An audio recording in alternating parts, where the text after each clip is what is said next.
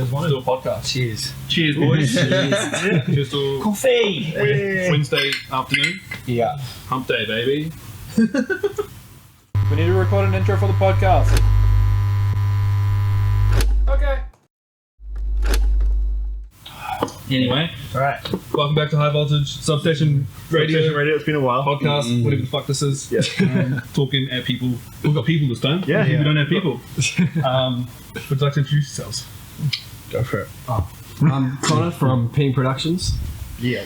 Dan from Peng, and full-time senders as well. Yeah, true. Yeah, that's You guys right. full-time students as well? Yeah. Oh shit, no way. You've not made the connection. No, Yeah. I'm a fucking idiot. that's three of us for full-time senders and there's five for Peng, Oh, fuck yeah. So we just got a small fraction of Peng today.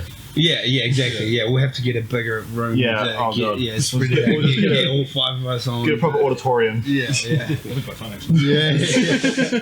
Yeah. What was it fucking? Yeah, I was supposed to do some research last night, right? Oh, look, I'm being completely honest here. Yeah, okay, cool. So this is how we're going with it. Yeah. But Alex let me borrow his laptop. He's like, yeah, do some research. I was like, sweet. And then he's got Hamilton on there. I was up till like 5 o'clock this morning. Yeah. I'm used to good. I haven't fucking made in like months. Yeah. So crazy. Yeah. Oh god. Again. What do you do? Haven't done this in a while. First of all, can you just run down on what Yeah. you do at Peng, individually and just as a whole. It feels wrong.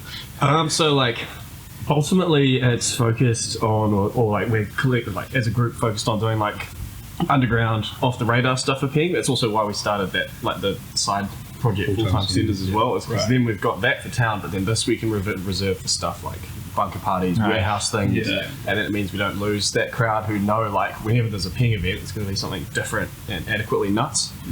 And so that's kind of that. I feel the main ethos is just doing stuff in places or in ways that's not being done. Yeah. And then me individually, I've sort of been a bit of an everyman, but been mainly the like contact or one of the contacts, both of us, for sourcing the DJs and artists. and other And third party shit. Yeah, I mean, kind of summed it up pretty well. Like, it's just creating that different sort of vibe out doing different things rather than sort of town stuff, like, because we didn't really want to drag that in and just become another production company in town, you know. We didn't want to sort of lose that real special thing that we had with doing like the bunker parties and stuff.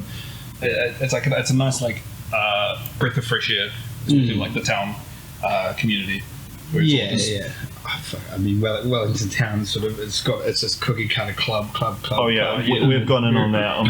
It's very hard, and we're sort of trying to create like with full-time centers as well. We're trying to create that different spot as well, you know, because I mean D&B in New Zealand is obviously so prolific, and so like there's obviously D&B clubs, but we want to create like a further, you know, we want to go deeper than give the like the people options when you're in town. Yeah, exactly. Yeah. just something that's not solar system by Sub-Focus. I love it.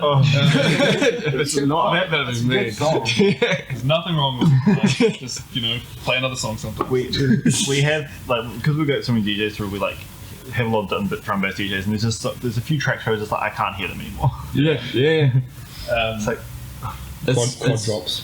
Oh, I didn't realize like double drops is like such a big thing until like I've kind of been like absent from like the D&B scene until like start of this year. Yeah. And now I'm like kind of like starting to get into it, especially with the 7th Room Collective guys. Had all them come through and do a set. Like fuck, all they do is double drop the entire time. And, like there's nothing wrong with that. And it's like I don't fucking when it's done well, then it's amazing. I sort of come from a house background where it's not, you're not double dropping. So when I first went into D&B, that's how I DJ.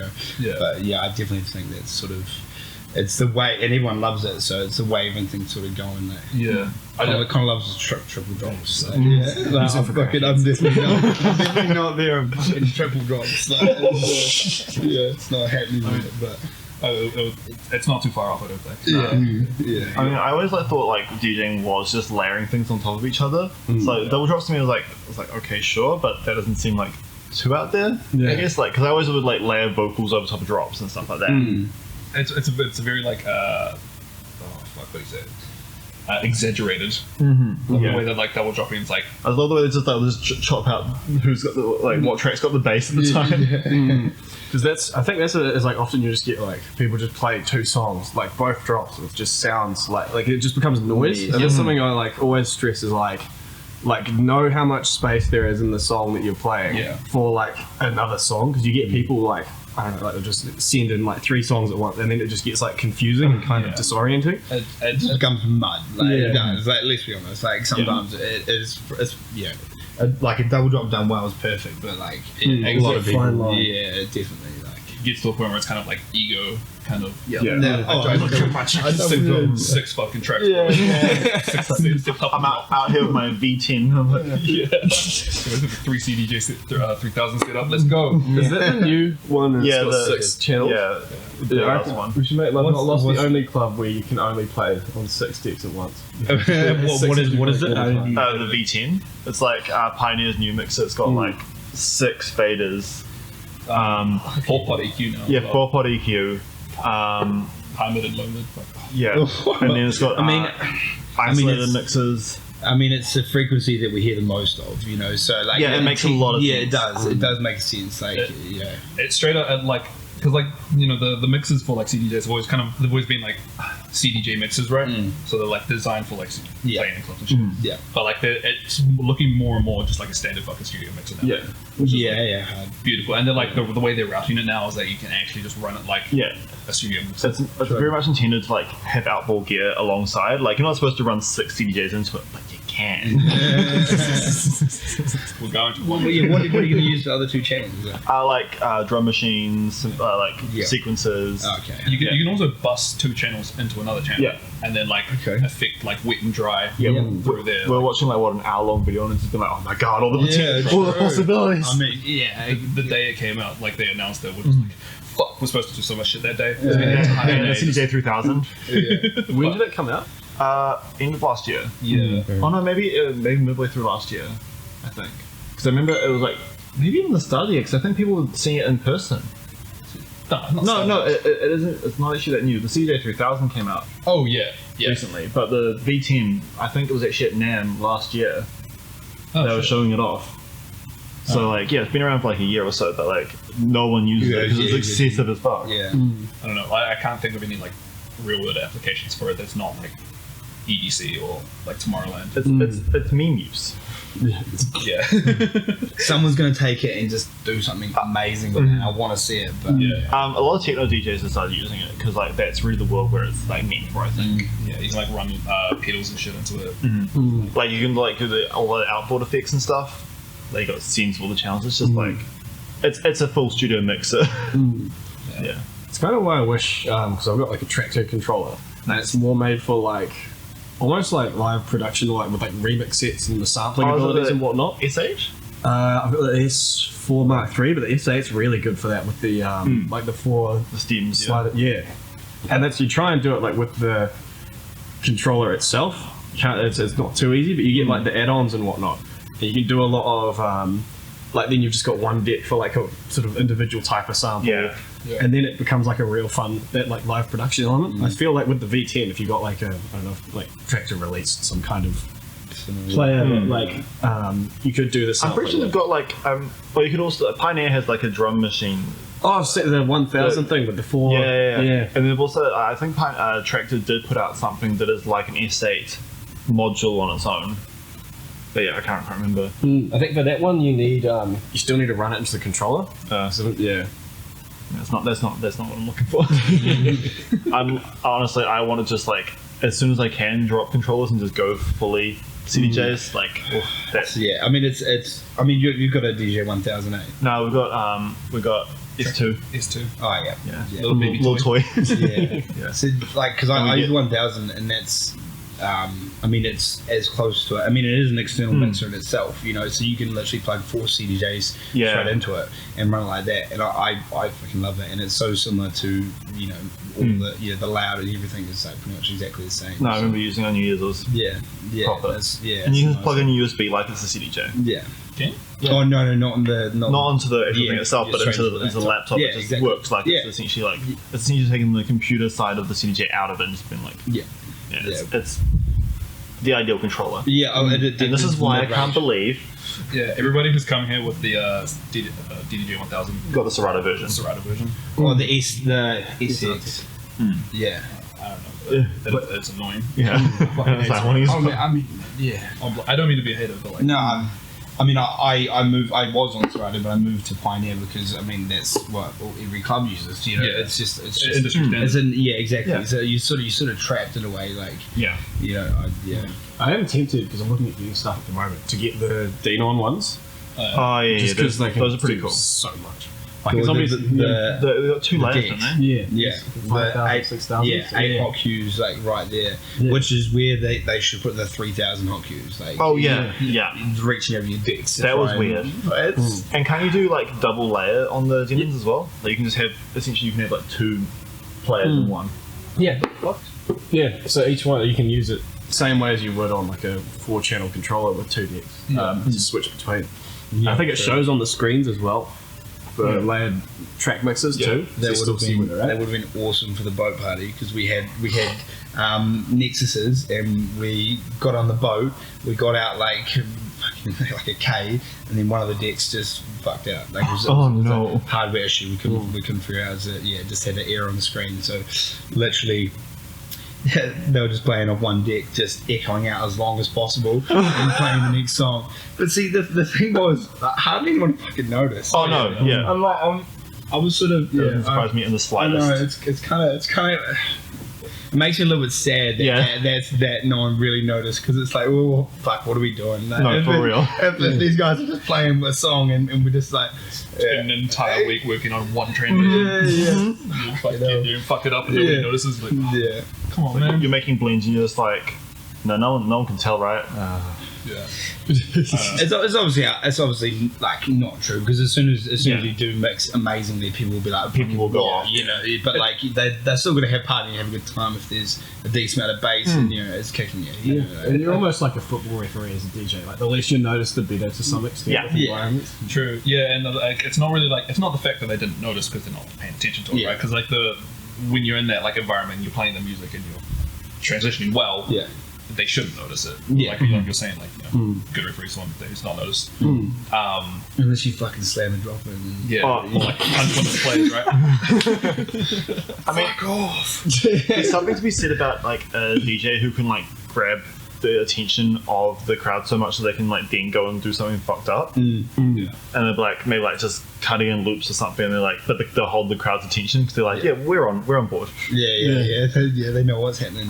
That's kind of something I was looking at when we were planning, because we were planning on doing the Bunker Party Silent Disco one, Rumble in the Jungle, and I had a set plan for that where it was just like the entire time I sort of wanted to be getting looks of like, okay, like this is great, but also you're fucked up. Like, shouldn't be allowed to do this. Like, Thank you.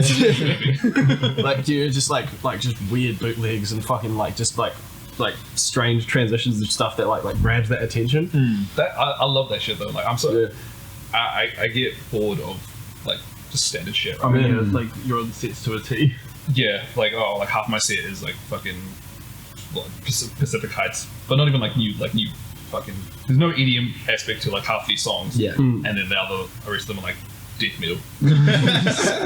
I'm mixing death metal like. Yeah, fuck. I was like, I don't know, give it a go. I came to the conclusion I wanted to make the forest burn this week. Fuck.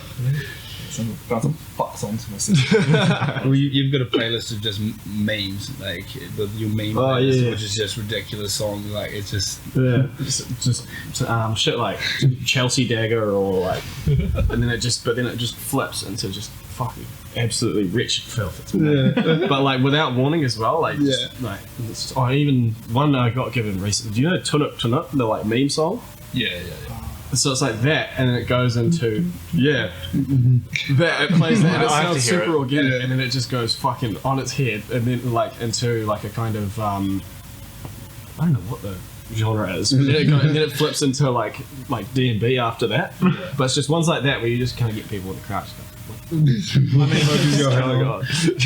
your last set you played a song about a frog. That's true. I finished my set with a 7-minute long song about these like psychedelic frogs. It's this like little girl, she's like talking about this frog, and she's like, if you lick it, your mommy suddenly becomes your daddy, and like all this. But the song's so great because it starts off with just like a doom, doom, doom, doom, and then it's just that repeated the entire way through, and they just add little bits. Like it starts just building up of huge. What the fuck? Fucking great song. M83. They did like Midnight City and shit. Like Oh, what the? yeah, they did some crazy shit. That's because I've only heard Midnight City, and it was like a quite chill inspiration. And now they've got the frog licking song. That came out with that song. Yeah. Sorry. They came out with that song on the Dreamers album. Yeah. Yeah, like back, I think it was like 2013. The song no one found on that album. We found it like well, it must have been like 3 years ago. Like I knew of it, and then like I was living in my flat in like Emmett Street, Newtown, and like me and my flatmates used to just get like fucking would light a joint and would put that song on, and then by the time the song was finished, the joint was finished, and then we just fucked. And it's just a great way to send it off. That's the way to start a day. Yeah. Just put on. Oh yeah, start a trip and just put on repeat. Yeah, like yo, can we listen to the frog song? That's code now. Yes, we can. Yeah, it's the frog song. No, it's a big piece of me now. That frog song. Yeah. Do you have like songs that are like timestamped for a period? Oh, yeah. Yeah, like, I love having those. Like, surely the frog. I mean, you probably keep playing the frog song, so it's probably going to be like a few years of your life. Yeah, the frog song. Like. But I love the fact of like having songs that are timestamped like a period for me. Yeah. And then I hear it and it just fucking gives me goosebumps. And it takes me, I close my eyes and I'm right back there. Like, it's like. So in my sets, I'm just like playing tracks and like I'm getting real emotional. And like the crowd people are like, they don't know. They don't know what I'm going through right now. They don't know I'm bearing my soul to them. Yeah. Have openly out, giving everything. Just dance, bitch. And you show up to audio Dance amp harder, on the yeah. Monday, and you've got to get your deck replaced or repaired again because it's full of tears. It's like, oh, fucking did it again, mate. I'm just too good. And I don't say so myself. Real. Yeah. What's your favorite genres? If you have any? Yeah. I hate D&B. No. Welcome. Well, yeah, obviously, like, yeah, D&B, but then, like, I kind of also have lots of, like, I don't know, like, almost moods. Yeah. Where you got, like, alright, like, and then also enjoy just finding weird off the radar shit, like Mongolian throat Yeah, and stuff. I was about to pipe in with that. Yeah. Yeah. Like he just plays the most whack shit. Just to come out of this awesome song. It's fucking just out the gate though. Like you just would not pick it up, and then all of a sudden it's just like okay, like actually produced so well and so nice, and like okay, I can fully see how you saved the song. Like you know, I couldn't find it, but like, I fucking love it. Yeah. One of my favorite ones where you're just like sitting there and all of a sudden it's like, what the fuck is this? Yeah. Yeah. But clean, like, but Yeah. good. Oh yeah. I'll put it in my playlist. Don't know how I'm going to use it, but it's going to be there. Yeah. So that, like, and then one day you'll just be fucking around, you'll find like a meme match for it. Yeah. I feel like, yeah, for me, genres, quick run through, like anything like UK-ish, so like UK rap, UK sounding D&B as opposed to Yeah. more like, because I like that as opposed to like the jump up or the like something that's either like subtler or alternatively like UK grimy with like rap over the top. Dubstep, heaps of time for that because like fucking Backbar and Hamilton is nuts. Like, the main having a venue for that. And then like groovy house, so like UK garage bassline and bass house. Just the UK sound. Yeah, but it's just like Bring it over it's here. class. Yeah, for real. We've already started like Yeah. making it scene. It's like I get it. They're kind of like taking it more of that like that highline dance floor fucking Yeah. But let's just get sad. yeah. Everyone, something's gonna happen. Everyone's gonna get real upset. Look, the royal family's dying or whatever. This is gonna kill like everybody in New Zealand. So like, I think it's the perfect time. Let's bring on the recession. Great time to invest. Yeah. Everyone gets super grimy. Like, just. Yeah, I mean, I'm most things electronic. Like, I started off with house, and then went to dubstep. Like when everyone did, and I still love dubstep. Like a lot of people are like, what the fuck is this? Like, why do you put this on? But I'm like, fucking yeah. And That's what you said, describe dubstep. D&B, obviously, like I just love like. I love anything with like good mid bass, like good movement in the mid bass. Like, obviously sub bass as well, but like, but I've also gotten to like disco recently, which is like ridiculous. Like I've obviously heard disco before, but I've never listened to it with a group of people. Yeah. And like listening to it with a group of people was like, it was such an amazing experience. You know, seeing everyone, it's just so up here. You know, it's just so like so lively. Like you just feel so good. Like Probably one of the most social genres. yeah, it's so like I love it. Like yeah, it's. Shit. I always find it hard to like draw the line between disco and house sometimes. Yeah, definitely. Like, I mean, there's not much new disco. You know, like it was sort of a time period sort of thing. So I think you create disco now and it will be house. You know, like yeah, like the new Diplo song is technically house, but I would call it disco. You know, like that's what I would classify that as a disco song. You know, but it's very hard to draw the line. But but that's kind of how it works with any genre. yeah, it's time stamp. Like you're never gonna get another banger, right? Yeah, well, That's unless you hide something. You hide some whips. Yes. Got another banger coming up. yeah. I wish. I listened to like an AI generated bangering the other Oh day. yeah. That's so funny. Oh, they're so good. AI generated banger. Yeah, they just like feed in like this music and then the AI guesses what should come next.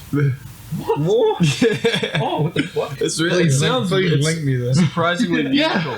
Like it does it well. No, I've considered being like, okay, cool, I'm gonna write music like this. Yeah. And just like take the best bits, chop it up, and then just like make a track out of it. I might that's rekindled that thought in my head. I might do that. I think it's just fun having something like that where it's like you're kind of doing something that's not being done. Because that's the thing for me with like the biggest hurdle for any production stuff that I've dabbled with is just going, well, fuck, like I'm just making the same song that like I've heard elsewhere. So it's like I only want to do it if I'm really doing something like either with like for me just weird samples or some shit. Yeah. I feel like that's the way you got to start though. Yeah. You've got to start trying to mimic sounds that you like, and then figure out where you can go from there and make it different. Because I mean that's how I've always like created, trying to figure out how they make a sound and then trying to make it myself, and then try and make something different from that. Like, what do you? Both of you guys produce, right? I've only dabbled. You dabble. Yeah. I've just got back. I've like done it on and off for a few years, but sort of I've started with Ableton, and it's so deep. It's just like it's daunting, like you learn something and you feel like you've got something, and it's just like fuck, I've actually got nothing at all. Like, So I've just gotten back into it in the last last year, but I've been on it for like 10 years. It's just starting to click. Yeah, just starting to all come together. Got Ableton 11 though. You do? Yeah. Sorry, what now? Yeah. No. Hello. Yeah, so I bought Ableton 10. That was a free upgrade to Ableton. Oh, nice. 11, Yeah. So, yeah, because I've had a cracked version of Ableton for 7-8 years, and then bought. Sorry. Spectral resonator. Hello. And then. Yeah, we can bleep that out though. Oh, we've all been there. Yeah. And then I got a new MacBook, and there's no way that Wine would work on the the application to get everything to work. So I was like, I'm spending this much time doing it. Why have I not spent $700? I just need to. And it's an investment, right? Well, exactly. Yeah. Like, That was me when 10 came out. Yeah. So I'd cracked 8 and 9, and then I was like, okay, I guess 10's coming out. Probably should just buy it at this stage. Yeah. And I was like, hey, course related costs. Yeah. My course related costs pay for my rent. Yeah, I've got parking tickets that I need mine for. If you're parking outside of uni, you get parking tickets. That's course related costs. You're not going to write that down, the Corsair cost, what you use it for, right? Like, Criminal activities. Yeah. I mean, Want to fund a bank of how many people pay the course related costs and immediately spend on drugs? A lot of people. I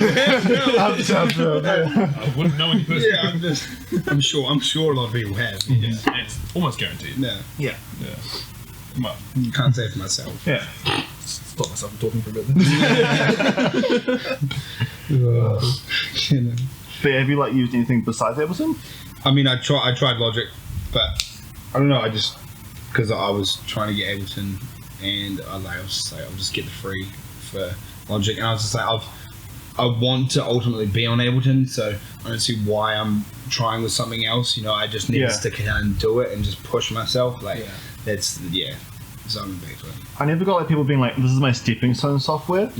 being like, I'll eventually like move up to the software and like just dive into their software. Yeah, exactly. So that's sort of that was my thought process, and that's why I went back to it. Yeah. Yeah. I started off with Fruit Loops. Yeah. 2013. And I came in for the cult. Yeah. Used it for like until 2017. Oh, it was done. It was like 2018. Yeah, 2018. Yeah. Then he made me change. Like made me how to fucking knife to my throat. Yeah. He's like, you're not using I locked you in your room. look, mate. You want to fucking collab with me? I'm not using Fruit Loops. Yeah, counselling schemes every single time. Man. No. Every time you would come over and try and use my laptop, he's like, I don't know what the fuck I'm doing. What the fuck's this toy shit? I mean, it kind of does look like a toy compared to Ableton. Like, Ableton's such a blank canvas, so like you can make amazing music on any DAW. Oh, yeah. You know, like even the free ones, you can make Yeah. amazing music. Like it's just, I guess it's the accessibility. Like, Yeah. And just like whether or not you know what you're doing. yeah, well, exactly. Pretty sure Dimension uses GarageBand. Yeah, it's bad. Sorry, what? I was watching something the other day that was it was some focus he was showing everyone in GarageBand. I was like, fuck off. Like I was like, This explains a lot about D&B. yeah, no, surely not. Can you Like, imagine if like all major D&B was just made, and you remember like back in the day on GarageBand, the like template created an automatic song where it's like choose your genre, choose your instruments. DMB just comes up, everything's just lame. Like, just move the notes around. You good? You grab the Nutri-Green music fucking software. Did you ever? No. Not, bro. Like, No, like Flume. That's what Flume said. Yeah, Yeah. Is it? Oh no, maybe not. No, he it wouldn't have been uses YouTube. it. Yeah. Oh yeah. Yeah, there's like, so I got it as well. Like, there's a CD that came in your Nutri-Grain packet. Yeah. And it was like, just Fruit Loops, wasn't it? No, it was like a. Basically. Well, no. That would have been better. Yeah. If you got a. No, like a box of Fruit Loops and you gave me like a Fruit Loops. downgraded version of it. It was like, it kind of was maybe? Yeah, it did actually, like, thinking back, I was like squinting my eyes and being like, what did it look like? The sequencer did look a bit like Fruit Loops. But it was like all these like sort of pre-made samples, a bit like GarageBand, like you got all these like loops and stuff and you just like chuck it all together and like had like these 4 genre presets. It was like rock, electro, jazz and something else. And you Electro. electro is what normies call all of EDM. Yes. Well, they call it EDM. Like EDM's such a broad term, but it's also a genre. But it's like it's such a ridiculous I feel like the term EDM is more like when, at least when I'm talking to the normies, right? The people of the culture. Like EDM would more describe like dubstep and like heavier shit. Yeah. In my head, it was Tomorrowland. Nah, yeah, it's actually on Beatport. EDM is a genre, you know, and it's like quite commercial house. Yeah. Like, yeah, like It's like big room toned down a little bit. Yeah, definitely not as aggressive. Just that, yeah. Just a dum dum dum. There's the drop. Pride of snare. Yeah. Like I did a little story on my Instagram last night. There's like which Ableton filter are you? Yeah. We do. Yeah. What'd you get? I did like a whole load of them and just like made So a track. you get all of them. I did like I think filtering like through 5 of them and then like made a track using those using all those effects. Yeah. And then maybe did the same thing last night. Yeah, I didn't realize you limited how many effects you. I didn't limit them. I just sort of ended up getting double ups and got sick of it. I sat there for like fucking 3 hours just waiting for a good all I wanted was fucking. So you cheated is what I'm hearing. you do it? So what I'm hearing is you took out the risk element. Yeah. After an hour of fucking around, and now I've just got a song. What did you get? What did you want? I just wanted a compressor. Yeah. Well, yeah. Put it on every track. I was sitting there waiting for everyone. I was like, I finally got glue compressor. I'm like, I can sidechain there, right? I can sidechain. Yeah, I can sidechain it. Yeah. And it puts down phone. I didn't even get it. I just faked it, and then I gave up. What was your drawing you put up on your story? And it's like, see, I've got these things. What was that? That was my because you know how it's like the filter Right. pops up over your head, so I just drew the compressor. Oh, I was like, sweet, I got it. Bye, guys. didn't even catch on to that. Yeah, it was good fun. That was actually so much more fun than I thought it was going to be. It's like makes you use shit that you like. Yeah, I'm starting to start training with producers doing that. Yeah. It's working. Yeah. We can get it going. We're doing like a Demolition Derby. door demolition derby tomorrow. There's Ableton versus Fruity Loops. We're gonna come up with some like a few challenges and then do like a 20-minute beat session. So Yeah. like either come up with the best. So, Yeah. Me versus Destroyer. I've been on the show a few times. Yeah. Man. Be a bit of fun. I'm gonna live stream it and then like cut it down to a video. Yeah. Content. Yeah. You got to be on that buzz, eh? Honestly. Yeah. So I need to start like more stories on my Instagram. Just become a personality. I mean, it's hard, like, and props to people that do it constantly, like, it's fucking, it's, I mean, it needs to be done, like, if you want to be an artist, like, you need it, you know, you need to have content, but it's like, fucking, Forget about it, eh? yeah, this guy's good, I mean, he puts up a lot of memes. Oh, but yeah. I don't know where he finds the saw that fucking fucking memes, marble run and I was like, why have I never thought of this? The what? The marble run over like your mate. Oh, yeah. Just like seeing you missing like I'm wasting my life. I feel like I actually am wasting my life doing this. Yeah, you're quite the meme. Yeah. It's just at some point I'm going to put the actual content in between at the moment. The ratio's a bit off. Yeah, so you gotta like have that like Keeping up the engagement though. Yeah, well, exactly. you have that retention of like come for the memes, stay for my like subpar content. Well, yeah, it keeps everyone here. Yeah. There might be a mean meme after this. You're still laughing from the previous meme while you watch my beat. It's all good. Yeah. Smiling, no, good. I got the positive association in your brain. It's all I cared. Yeah. Become massive, like make absolute trash. Just like Katsu keyboard preset level beats. I guess you got we good need to memes. find that CD. Oh, I mean, what's... Oh, dude, the CD drive. We don't have a CD. No, I don't know what you did. Yeah. You just have CD drives anymore? Does yours surely? no. Like I remember when I For Windows still. No, I guess No. it's Nolan. Only the why big the fucking clunkers. Yeah. I remember when I upgraded like my case from like on my PC. And I was like, I guess I'm getting this new cool model looking case. And I'm like, I guess I'm losing my CD drive. Yeah. A mate of mine like last year, he was trying to get me to watch Band Brothers. And he's like, I've got the whole DVD set, bro. Wow. What am I gonna do with that? Yeah, he's like, you want the DVD set? I was like, oh fuck. Yeah. Just stream it, man. So what am I gonna do with that? Yeah. I didn't have anything to play. I had we had like 3 laptops, none of them took CDs. We didn't have an Xbox at the time, so I couldn't even fucking put it in. So I've only got VHS. Like. People think- the box sets. Also, I'm pretty sure that Nutrigrain software ran on Windows XP. Yeah. Man. So I'm still using it to this day. It's like, sorry, what's wrong with Windows XP? Angry DMs immediately. You got a problem with that? All these producers really. So I'm using Cubase 2 in Windows XP. What's your problem? That's a vibe. Cubase. Yeah, I got Maybe that's another video that you should do. Yeah, I got a Cubase. Yeah, After on five. XP. Yeah. None of my hardware will run XP anymore because there'll be no drivers for it. I reckon we get. I tried. I can find an XP PC on fucking very shortly. No, just go on your Facebook Marketplace and just be like, who's got some shitty PCs? Yeah. Yeah, big Don't offend them though. You can't offend them. Like. They're not gonna give it to you. I'm a collector. Yeah. I'm a collector of fine antique PCs. Need one from the year 1996 specifically. I was just getting out my old Toshiba satellite running Windows 98. When did Windows 98 come out? I wonder. Oh. 97. It was 97. No, Windows 97 came out. Now they made it. No, Windows 95 came out. And then they had Windows 98. Yeah. Well, yeah. Then Windows 2000 came out. Windows pretty crazy today. Fucking overcast and whoa. Okay, they were Pretty muggy though. Oh, no, God. all honesty. Here we go. Very muggy. Alright.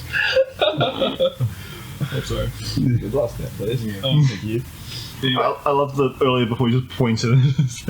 Hey? Just Well, pointed. that's how you Pointed communicate. at That's how you communicate with it. Like, yeah. I do that like. I want that. Yeah. Bad boys. What do you mean by that? Yeah. Just pointing around directions. I love that it's like when you're in town, you just walk up to someone's face and you just go, I need fucking. It's incredible. Like these as like a fucking marketing thing. Like Yeah. 60% of people in town now have that in like 2 years, and that wasn't even the purpose. For like they've done like full credit.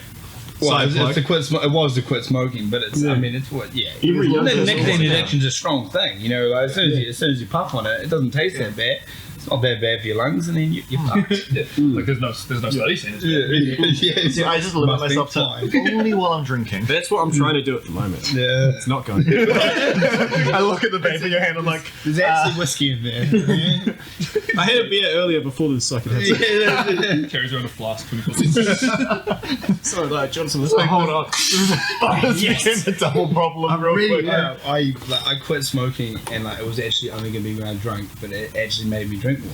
Like, it just made me have fucking. Oh, it was Thursday afternoon. I'll have a fucking beer. Then, I have a And I second can now, pair this like- with it. Yeah, yeah. Fucking so stupid. I tried to give it up and only smoke when I was drinking, but this is like when I was working hospital, so I was drinking every fucking night.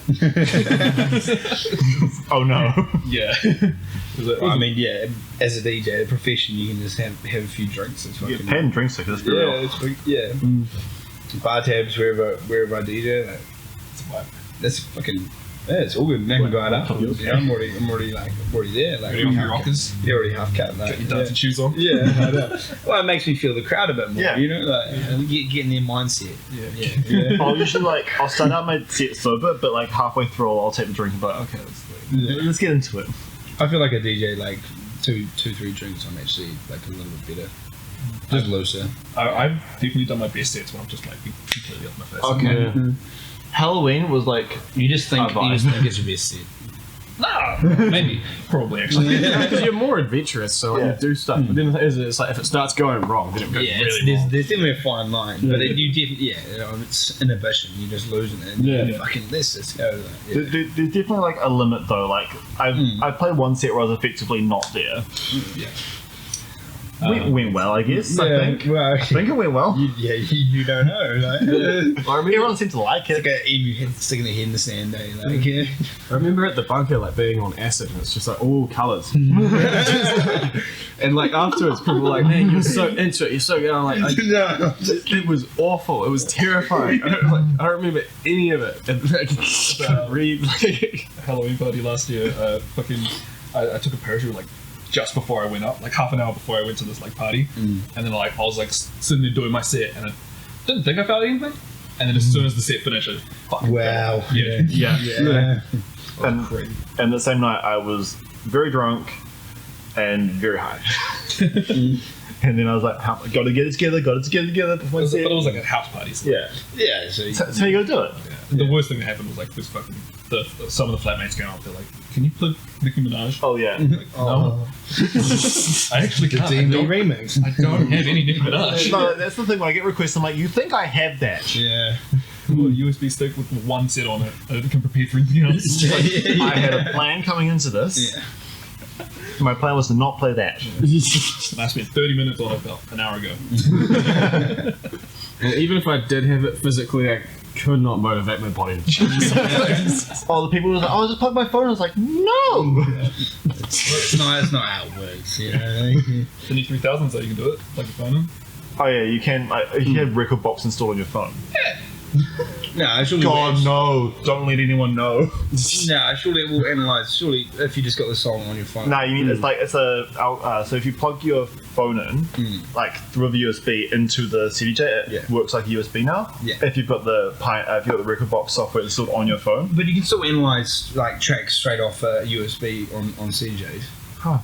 I think It it's takes like ages, but you can like we're literally playing a song and it's like only like 40 seconds through analyzing and we're like catching up to it. It's like, oh, what are we gonna do now? Like, it'll be like I reckon it'll be like a thing. Of like,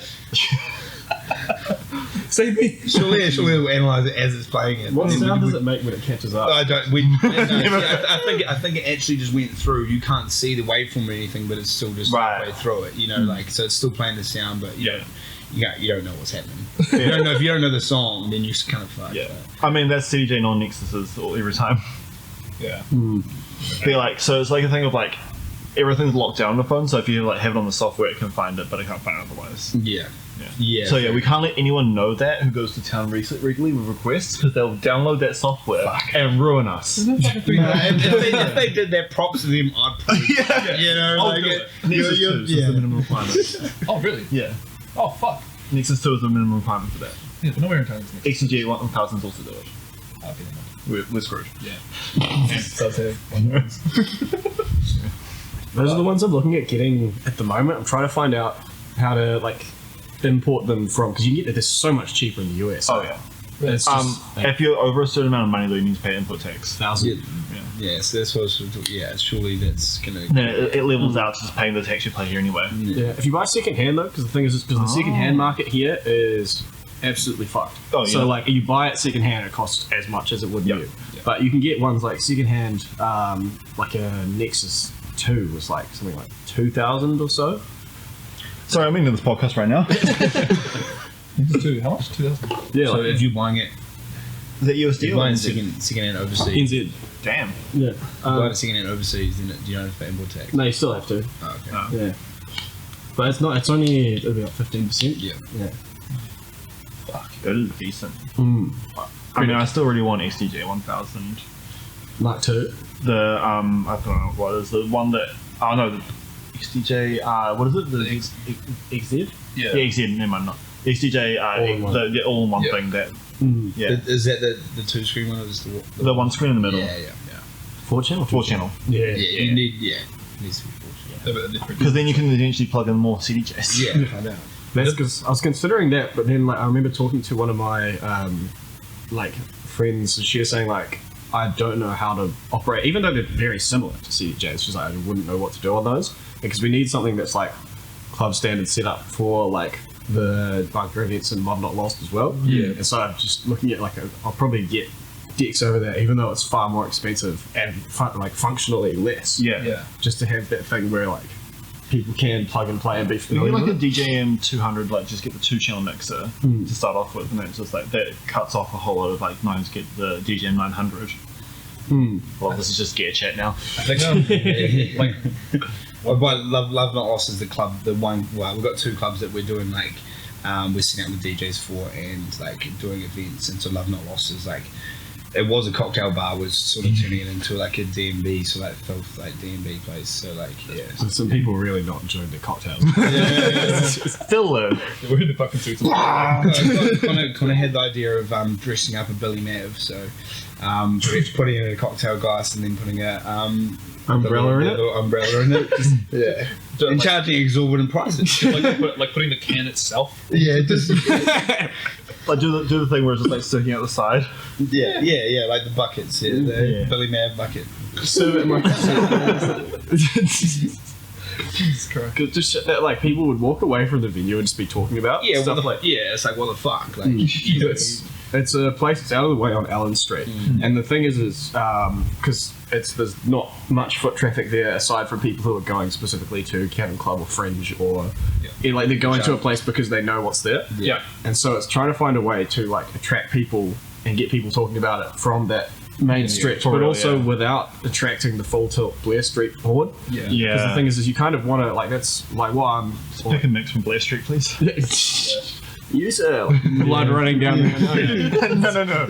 But you look like a connoisseur of the EDM. Put a barricade up at the end of the street. Get some like just security there. You're like, no. You. Great idea. We can do it.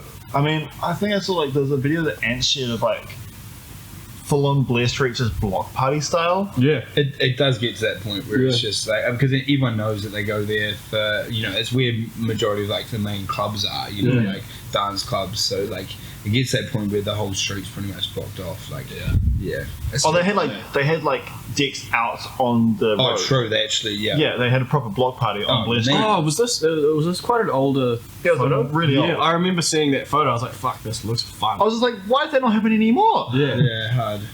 Yeah, you probably just set them up on like the smokers area of like pop-up biddies. yeah.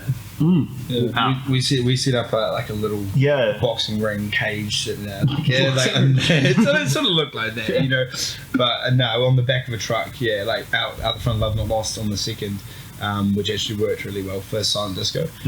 So we had them out there, which was real cool.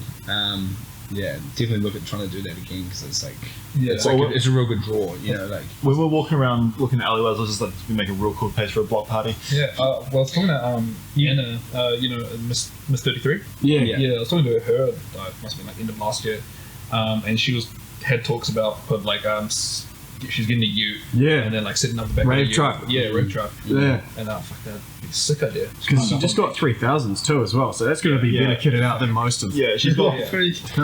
she's got the Let's get tours and XTJ back X head, like the 4-channel thing was on Yeah. that, and 3000s. I'm like, hello Anna. Holy shit. Yeah, she's like what? But owned a fucking cafe, and she think she just sold it like end of last year. Yeah. So That's she's how you pretty do good it. for it right now. And she worked for the DJ Academy or whatever. Yeah. Yeah. Have you guys done anything with that? No, I'm kind of interested though, just to fill the gaps that I've completely ignored in learning myself. Because the thing is, I've probably learned in a really cooked, weird way, just at home being drunk and having I dabbles. mean, Yeah. I feel like that's how most people Yeah, well, there's so much content. I just got online. S2 and just started like playing.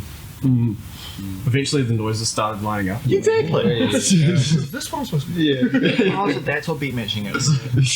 Yeah. I don't know. I see some, cause, like a lot of the guys that we get on here go through the DJ Academy. It looks kind of interesting. Yeah. I don't know. Like I don't know what their criteria would be. Stu Habit teaches the double drop class. Does it? Yeah. There's a double drop class. Yeah, this is double drop class. Yeah. You know what? I kind of want to go now. I think it's one class though. But it's at the end, like once you've like done the whole thing, this is double drop. That Class. should be the first class. Yeah. They want to drop out directly after that. And that's all they'll do. Oh, wait. That's all you need. I guess they came for what they wanted. They got what they came for. I'm going to teach the hexa drop class. Gets in the V10 mixer. Just throw it up. Hello, crackheads. Everyone's just tweaking. We're all going to do this together. Everybody operates a seated jet. One beta per person. Okay, that's what I want a V10 for. B to B, B to B to B to B to B to B. I reckon that'll be a fun novelty challenge as well, because it's something I want to do as like promotional things for like getting people into the like bass music venue. It's like things like one of my ideas is just calling an event Mackie G Tour for 6 hours. But instead, like it'll have like you have like 30-minute to like hour slots for each DJ, and they have to have it in at least once every like 10-15 minutes, or a bootleg or some version of it. I wouldn't go to that, sorry. No, maybe you have to play it once in your set, but like not fucking. I'm 15 here for minutes. that, bro. I reckon now, That's me being too a little too far. that's the thing, is it's finding the I balance. like 2 people in front, 2 people not. Yeah, because it's that joke that builds on itself, you know, and so every single time it comes back in, you're like, oh fuck, here we go again. The whole song played through, like, no mixing. Just fade out and start it. You turn up and you actually realise that it is just Mackie G the Tour.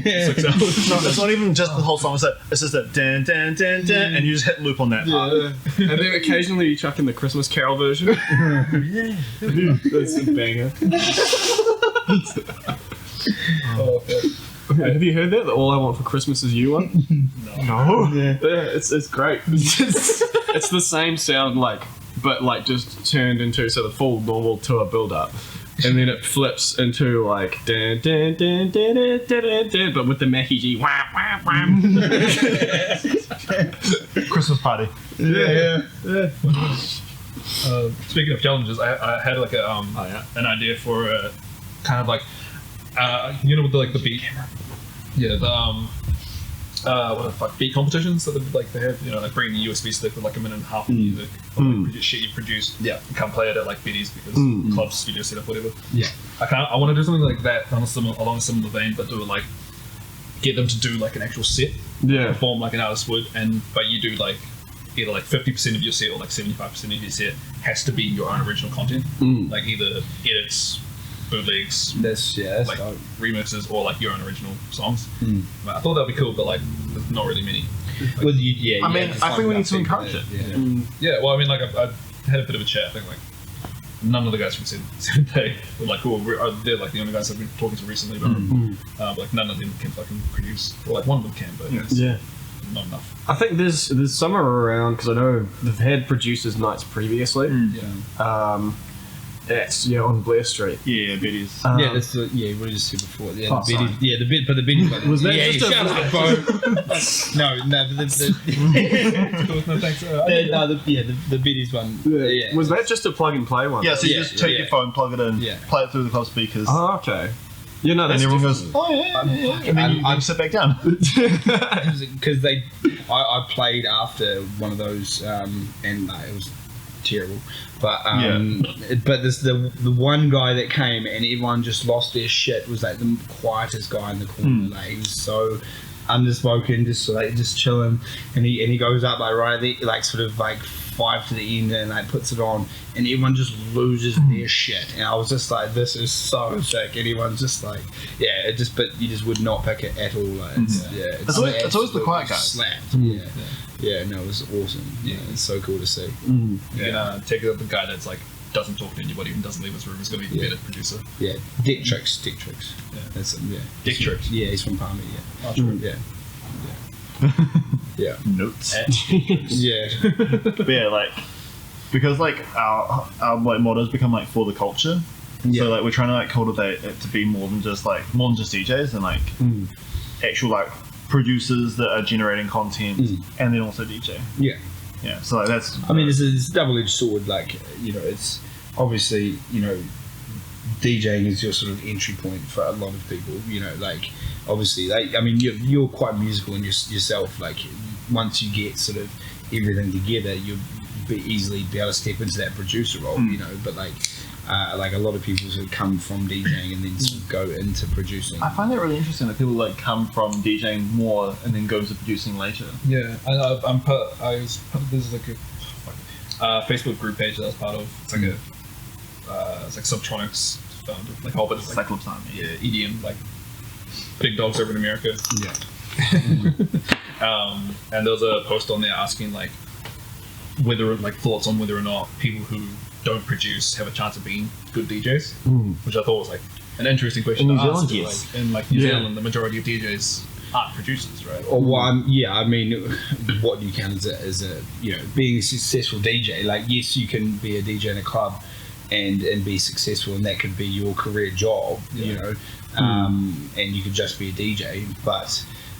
You know, if you're going to try and take the next step, you can't. You don't really get booked at festivals and stuff if you're just a DJ. Like unless you're James Hype or you're Carl Cox. You know, like you know they started off as DJs and they moved to producing. Like, but like if you don't produce, you're not going to get booked for like.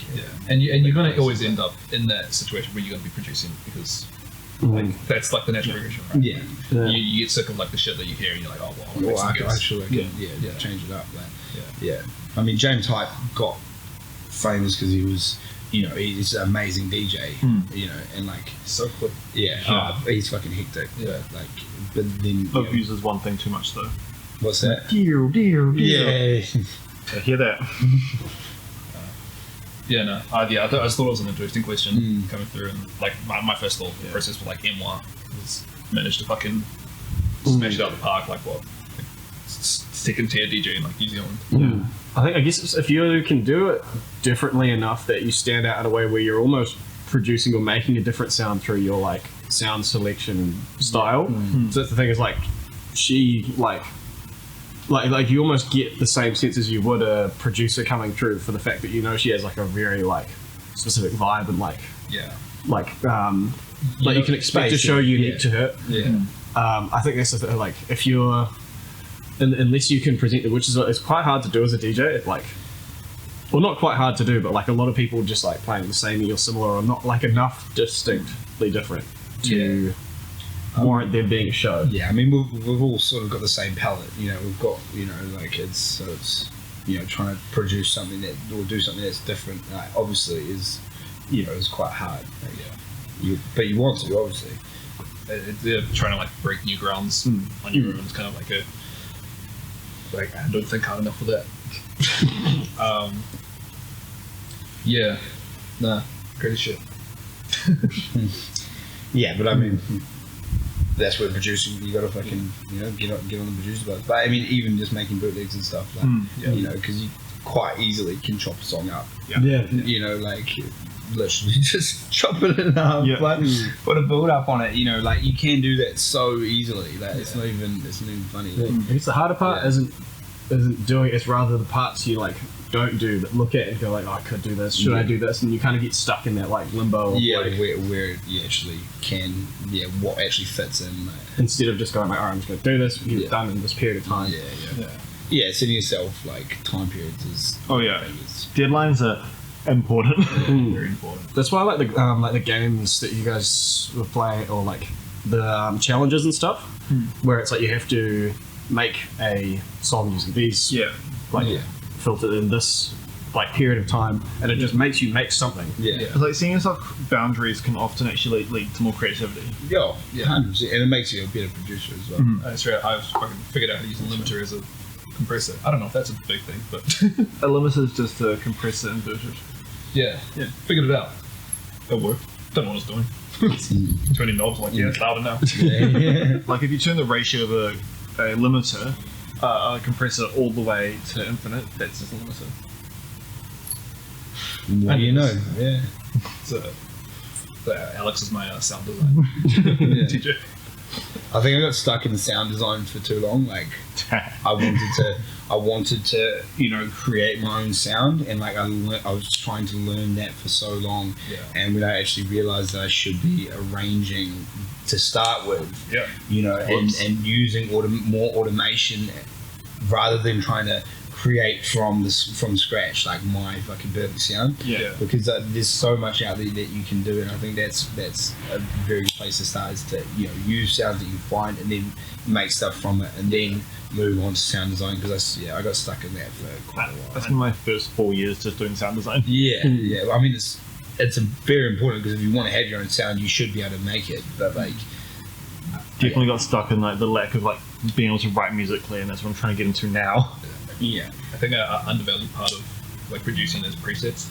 Like a lot of people have like negative connotations. Alex, negative connotations towards presets, but like I honestly like I'll go straight for a preset every time, and then just then you can move it around, and do something with it.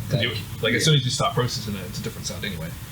So like I find like just go straight for a preset, and then like from there you'll develop your own sound anyway. You'll like find the grooves and like all that shit. But it's really easy to get caught up in learning sound design. And all I do now is just chuck a distorted saw wave into a hollow post processing, and it's done. I also got stuck on trying to make my sound and then not really thinking about my post processing, like, because that's so much, like it's just ridiculous. I wanted it to sound, I wanted to make something in Serum, and that was it. It's just your building block, and then you've got to put so much more on the outside to actually make it. I got stuck in that for a while as well. That was the like good. I think last night like doing that. Honestly, doing that challenge there last night was a challenge. What the fuck I want to call it? Whip challenge. Whip challenge. I call them Insta whips. Insta whips. Insta whips. That's a fucking good one, actually. I called mine story sessions, but that's better. I'm gonna change it. I've got a little highlight on my profile now. Insta whips. Yeah, I'm one step ahead. I think you're smart. So easily forgettable. I'm sorry, I didn't do that. Okay, cool. You're losing your visuals this week. It's gonna be Just like in the kitchen. In the kitchen, you have to do something fucking cool. Oh god. We did have thoughts of doing like a prank set. Oh yeah.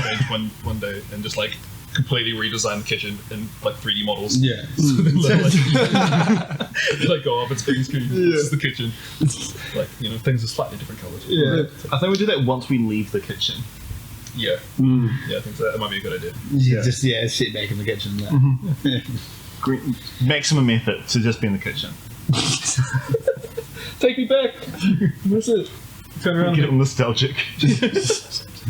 What grain does it have to be? Because can you use the grain of the kitchen? It does sometimes actually pop into the key, but it's like a dirty green. Like you want that neon green. Yeah. I'm just wondering if you could change the. You can even set this up at You want that neon. Yeah. So could you set it so that it was that? You could, you can just color pick. So it could be, you could just do a set with like all the microwave. All the wardrobes are just doing random shit, but you're still in the kitchen, like. just opening up. Yeah, well, no, Like, just like just someone behind, like pulling pulling it. stuff onto where they are. Yeah. You get some strength. Just sitting in the back here, puppet master. There's never like a funny stage design though. If you did that at a club, like move a whole like just fake kitchen and off the stage. What the massive fucking horns that are on London at Lost Stage at the moment? I haven't seen those yet. They've put like I don't even know where they're from. It's just Newtown. yeah, Moonbar. Yeah. These they're just massive. On the top of old vinyl machine, you know, so it's that horn basically on top of a massive horn stand. Like they put them on the stage and it's just like holy fuck. But I mean, like it could look cool. At the moment, it's just in your face. But like you could figure out like Projection method. yeah. Projection method. So Yeah. fuck me, right? we need to figure out because we had a projection guy there. We just need to figure out how we get because we ended up putting strips down in front of the stage, you know, and projecting onto that and sort of cutting out the DJ. So we need to figure out how we get, you know, sort of more of a projection behind the DJ. Like, I guess it depends where we can get the projector and stuff. So if you go short throw projector, like because you guys once you just sit right on the floor in front of it and it's like got like a weird distorted lens, so it just throws it right up. Right up. That'd be ideal, actually. Yeah. Yeah. It's always trouble dealing with like silhouettes and shit. I think This is why LED walls over its head. Yeah. Yeah. TVs. That's what 15 TVs. Yeah. the entire dance floor just surrounded me. TVs. Yeah. Like just that scene out of The Incredibles 2. Yeah. I haven't seen it. Yeah. Yeah, that Incredibles 2 scene, I was just like, a rave? there's like a character called Screenslaver, and like there are layers inside an LED cube, LED wall box, and it just got these like weird patterns going on it, and I was like, well, this could be cool. I'd love You to haven't have seen that. Incredibles 2? No. I don't think I have. Come on. Come on! How can you not be nostalgic of your youth to watch Incredibles 2? You know? I saw that come out, I was like, I'm here. Yeah, you have to. It actually holds up. It holds up real well because definitely moves like that can definitely lose there. What's the second one? The second one holds up real well. Yeah. Like, yeah, they did a good job, like coming up with like something good to follow up. Yeah. Right. Yeah. Yeah, especially like a sequel that's been. I think I watched it twice. I've watched it Mad Men. twice. This is next level shit. This is what you guys came for. Eh? I mean, our podcast for the longest time was just a WandaVision recap show. Yeah. What? Did you guys watch WandaVision? No. Oh, what? That's right. Pretty The ending's fine. Yeah, the ending was very disappointing. What a disappointing. Okay, That's our recap. it was overhyped. We're good. Disney Plus show that. Do you guys watch the MCU movies like Captain America, Avengers? Oh yeah, cool. Yeah. Like Wanda, the fucking Scarlet Witch. Okay. Yeah, she got a TV show with Vision, Sure. and it was crazy. And it broke the internet for like a solid 9 weeks, And then and then it just disappointed the entire world with one episode. yeah. I'd say it's still been on 3 episodes. Yeah.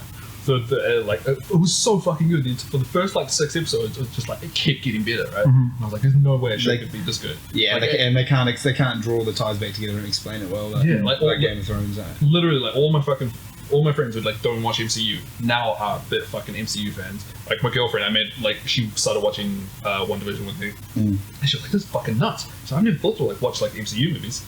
I just thought they were like for nerds. And I was like, "What do you mean?" She's like, "It's just all like." Guys just like fighting and like who can fight the best and like bro, your favorite TV show was Game of Thrones. It was just fantasy fighting. What are you talking about? Yeah. And yeah, we just finished watching MCU like start to finish like last week. That was an emotional roller coaster. By the way, cried during Endgame. Anyway, I do not get up with the Marvel hype. I don't get it. No, I. it's fun. No, I feel like it. Yeah, definitely. Yeah. I'm not fucking like dying for it, but I fucking love it. Like, It's entertaining. It's consistent. But you want to see where everything comes together, like I just want more grit. I want that like Batman vibe. For real. Yeah. Where it's just like someone gets like I don't know, like you think of the things they could do with their superpowers if it was a little more like Logan. similar, yes, that more vibe. Or even, do you know there was a TV show and it was about superheroes but kind of a realistic cynical. Yes. Like, I like that take more where it's like, I don't know, like the person with the super speed, like first scene is like hammered drunk, runs through a person and just obliterates them, and you just see all the gristle and grit, and it's like, this is like it's more human in a way. Like, it's you make fuck up. Yes, like, you know, like, it's what superheroes would actually be like. It's like Homelander's supposed to be like the Superman of them all, right? Yeah. You don't think of Superman being like this kind of guy, but like knowing that he's just like all powerful, can like fucking just kill anybody in like a second, and he's like emotionally unstable. You're like, oh my god. What's going on? Oh, I'm stressing out. I've got anxiety the entire time I'm watching that show. So what are you about to do? Yeah. that's why Daniel Craig's such a good James Bond. Yeah, because he's actually like gritty and real, rather than like all the previous ones are just always fucking amazing. Like that, nothing affects them. Like And a bit poncy. Yeah. Pierce Brosnan though. Favorite. See when he's like riding the wave with like parachute. Love it. Best scene in television. Television? Cinema. Yeah. Call it cinema, right? The Beatles on TV. Yeah. We're gonna call Marvel cinema. Anyway. We've been going for a solid 65 minutes. 65 minutes. Yeah. We can wrap it up soon. Yeah. Yeah. We're scraping the bottom of the barrel, I think, with the... We've gone into... Yeah, got into Should on we- Marvel. Should we cover anything Peng related? True. Do you have No, go for it, yeah. any shows coming up, by the way? So it'll be a bunker party at a new location we haven't been to. Nice. So we're just confirming the date for that at the moment. And we've got a potentially huge fuck off sound system for that too, actually. Yeah, you've got two fuck off There'll be a line array and then a custom built series of cabinets as well, hopefully. We had it in Birdcage the other week, and it was just way too big for the venue. Like, it's just like they had to take all the cages off the roof because they would all fall down. But like it's too big for the place because the whole place reverberated. You know, like bass and then straight after it. You know, like, it's too much. Yeah, like, you know, the lights were turning off and on whenever the bass was going. So my. then the lights would all dim. But it's gonna be mean when it's out there. Yeah. It's gonna be fucking. It's gonna. I suppose when you're not in a room full of bird cages. Yeah. Yeah, I put my head inside the sun. I think That was an experience. two fell down It's just from the ceiling. It's just Because they're not screwed in properly. yeah. Fucking hell. But yeah, so that I think hopefully around Easter, and then ideally I'd like to do a warehouse thing as well. Yes. So we're contacted as many people as I can at the moment. There's one prospectively on the cards. We're just waiting to hear back from the person who's talking with the owner, because like I've seen as well. I know there's the analog warehouse thing that just popped up. Like that looks like a lot of like fun to do. One that's like full tilt production value would be fucking mean. Yeah. So ideally those two would be like in the calendar in the next like month, 2 months. So bunker rave, warehouse rave. Nice. Yeah, and then we do full-time cinemas is at Birdcage and Love Not Lost basically every week, but we're sort of managing, managing the DJs there, but also putting on events there every sort of like at this stage it's sort of been like big events every month, and then like sort of small events twice a month sort of thing, like sort of Facebook events and stuff. But just sort of trying to build that up as a proper DMB like as a filthy DMB club. Well, a bass heavy club because we've had a bit of bass house and stuff in there as well. So You got exactly. Like you can't be one. You need to get some dubstep in there. The goal for that is just to have it be every Saturday and then expand into hopefully Fridays, but at least every Saturday people know that it's on and know they can go there seeking that particular sound that's different from elsewhere. Yeah. And so we've got like the owner's like built a new stage. He's buying a lighting rig. Like we've got a guy who's keen to buy the extra subwoofer so that we've got the you can deliver the bass, you can deliver the production quality of like basically like a door entry tier club experience. Like where it's not just like kind of I'm drunk and have to be somewhere without noises and I can't be in the flat anymore, so I'm going to be in town. I was going to mention something about that because like the Wellington club scene is it's all like free, right? Yeah. I was wondering how like door charges would go, like potentially pushing that as a like future option. It definitely. 121 does it. Constantly. Like in Auckland, it's constant everywhere. It's a door charge. Yeah. I think it depends on the event, but I definitely think it probably will be on the cards when you're doing the bigger events. We're obviously trying to build up the club so it's got a decent name, and but it's obviously it's sort of a hard one because no one else is doing it. But if we're providing something that no one else is providing, then it's sort of fair enough. Yeah. I don't think you could do it until it's packed enough that it's at the point where you're almost using it as a method of like trimming the overflow. Yeah. Because until then, it's just about getting people in and people seeing it absolutely popping off. Yeah. I think as well, like to be like 121 can do it because they offer that experience that's above, like it's not a bar playing music, it's a club. Yeah. There's few places like that where you get that vibe. I feel really. Yeah. And that's kind of the goal, is to get to that point. Yeah. Okay. And also we're looking at getting whenever I see like a big act or biggish act pop up, trying to get like names into Proper headliners, yeah. So like for example, like after Homegrown, I was hoping to get like either like Lee Matthews or like Concord Dawn. And so it just kind of shows that we're serious about having it as a venue for that too. Yeah. I think Catch 22 from Christchurch as well would be keen to get up because they've done stuff with like D&D All Stars. Nice. Yeah, I honestly think that's like probably the best way to at least move like town culture forward in Wellington, especially as like start getting these like bigger names in to come do shows. Yeah. Start charging at the door. Like obviously it's like it's a little bit down the line, but I mean, it's because of the drug culture that you can't do the sort of music that we want, and 121.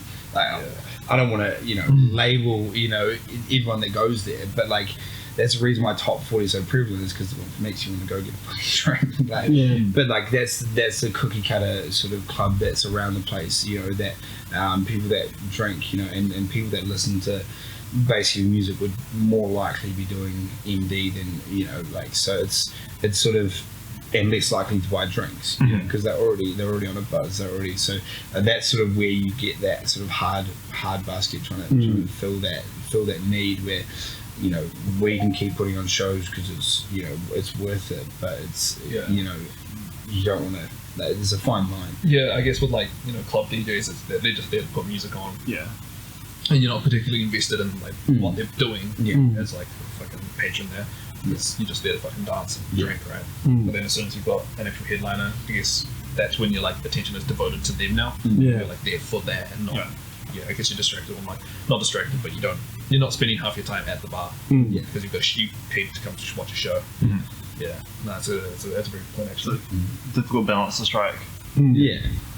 No. But it's like where we want to eventually here. We want to like get a club and sort of build it out to be a space that is like more as for the culture instead of just like a bar that plays music. That's very much kind of what we're doing as well with because the thing is too is we can't, if we just play every week, then fucking our mates will come like 2-3 times and just be sick of it.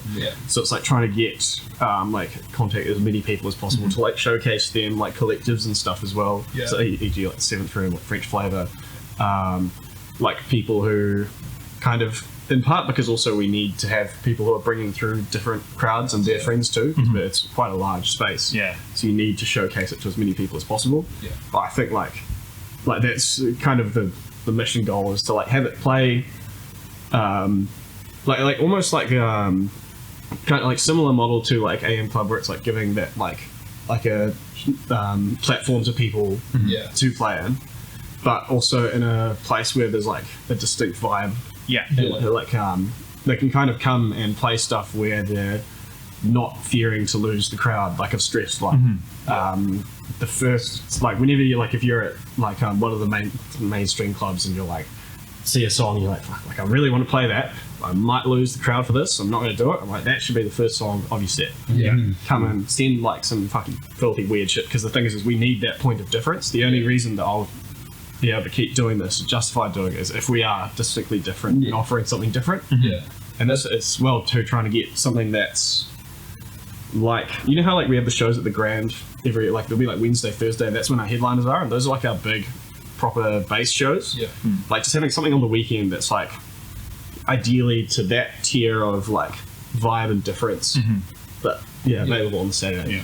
I mean that's fully what we're trying to get out of like all our streams. We're trying to like push like actual identities and sound in here. Like That's kind of the why we moved because we used to have multiple sets a night. Like the main reason we cut down was because we couldn't actually do it anymore. But I think now that we've cut down to one artist a week, it's kind of like a lot more. We like I said earlier, it's like artist spotlight, right? Like now this is your stage, this is your show. Like it's all promoted around you. Yeah. It's like I want you to come on and like, you know, be an artist. Well, they take a lot more ownership in that as well. You know, for you know, because it's like it is a spotlight. Like so that is awesome. As I'm just trying to get people to like you said, like, you know, play the shit that they wouldn't want to play in case of like. Well, what you listen to at home when you're like, what you find at home and you're like, holy shit. Like, I want to play this in the club, or I want to play this in the set. But exactly like what you said, bro. Yeah, but like you just don't have to avoid the empty fucking room. And like we had a few people come in and say like, oh, what do you like? What should I play? And like, it's like whatever defines you, play it. Just literally play whatever the fuck you like. Like that's dope. Yeah, anytime anybody turns up, like, what are you playing? Like, I don't know. Might play D&B. I'm like, really? Fair enough, I guess. But like, if that's you, do it. How now? Oh, like, we had fucking Casper, like Young Ghost on last week. And he like picked up the microphone and he was like rapping half the time as well. And it's like, that's what we're here for. How now? Sick. Yeah, no, that's dope. Yo, like this is the shit that we want. Like, you know, I want to see people like doing something different. You know, like you can play fucking Lee Matthews Takeover as much as you like. You're just gonna be the same as everyone else. Right? Show me something that's different. Stand out to me. Yeah. And so I guess that's just trying to push it forward. That's dope. But yeah, there's only so much we can do from my lounge. Kitchen. Right, it's versatile though. Like you're doing fucking heaps of it, so that's awesome. That's good. It's good as well because like we get like people come over and like bring their friends and shit. So like they'll just sit here and drink and like the live music. So we just get a little like home house party every Friday. That's me. A little fucking. I've been looking at that, like it's fully registered to this place. Under high voltage entertainment. So like when we were in level 2, I was like, sweet, sign fucking. You're sweet. Like all my mates come over, I'm like, you guys sign in? They're like, what? It's like you're here with everyone else, you're like, we got it. It's like, you know, just taking that one little step. And it's easy, but like, it took me like 5 minutes to sort out. And just the printing it out half is the hardest part because I've never printed. Who has a printer? Well, that was weird. A fucking nightmare with that. What was it? What were we trying to print off? We were trying to. It was for the laundry event. It was trying to make the ping on the back of the washing machine. Oh fuck! We decorated some washing machines for. We had an event at laundry, and so we decorated some washing machines and put like a stencil ping on the back of the washing machine. But to get the actual stencil there, like we had to print out to come out. So, I did see I was going through. I think it was your story highlights actually. Yeah. With I saw the washing machine. I was like, I don't know. I'm missing a lot of context here. I know. Like when I was doing it, some of my mates mentioned me like, "What are you doing?" I'm like. I don't know how to explain this. Like, I'm painting a washing machine, mate. Look, I studied fine arts. Exactly. But I was like, when else would I be doing this? Like, this is fucking, you know. It's That's so that you're gonna always end up doing shit that's like, what? Yeah, it's just a bit off, but like but which is actually fucking fun. Like, it was actually cool. Like, you know, when you can turn around and be like, this is my job. Oh no, there's so many times like that. Where you're just like, you're doing something like, this is what I do. What I do for a living. I love it. Hard. Yeah, that's the thing at the moment, like trying to find out the way to make, like, say, doing the club stuff, doing the like bunker, like turn that into work, because like you find something like I've found like it's something I'm really enjoying. But it's like you're just getting and that's why I want to make sure, like with the club, like with stuff like door charges, like even though I do want to make money off it, it's the thing of like it needs to be like that second priority. Or like first it's just like how are we going to make this as good as it can be to make the money off it. It's finding a way to monetize something, but also not trying to force the. No, it's not like it's want to sit there and make money off people. It's so that we can put all of our heart and effort into it. You know, you got to provide the value. Yeah, exactly. I want to be able to justify myself spending all this time to do it, and be able to live off it. Yeah, exactly. Because it's like, you know, it's like we're doing shit that we love, so it's like I just need to figure out a way that I can actually live off it now. Yeah.